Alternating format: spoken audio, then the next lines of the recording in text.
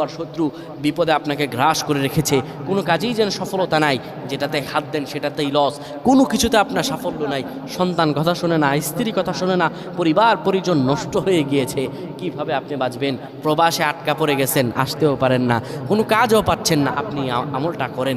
এটি আমার কথা নয়, বিশ্বনবী মুহাম্মদ রাসূলুল্লাহ সাল্লাল্লাহু আলাইহি ওয়াসাল্লামের প্রিয় সাহাবী হযরত যায়েদ রাদিয়াল্লাহু তাআলা আনহু, তিনি একবার মক্কা থেকে হিজরত করে যখন মদিনায় যাবেন, ঠিক সেই সময় বিপদে পড়ে যান। ওনাকে একটি লোক বিপদে আটকে ফেলে এবং ওনাকে হত্যা করার চেষ্টা করে। তখন তিনি আল্লাহ তাআলার এই খাস নামটি ধরে সাহায্য চেয়েছিলেন, আল্লাহ তাআলা তাকে বিপদ থেকে মুক্ত করেছেন। সুবহানাল্লাহ। সেই দোয়াটা কি? তিনি যখন বিপদে পড়ে যান, তিনি বলেন, আগিসনি ইয়া রহমান, আগিসনি ইয়া রহমান।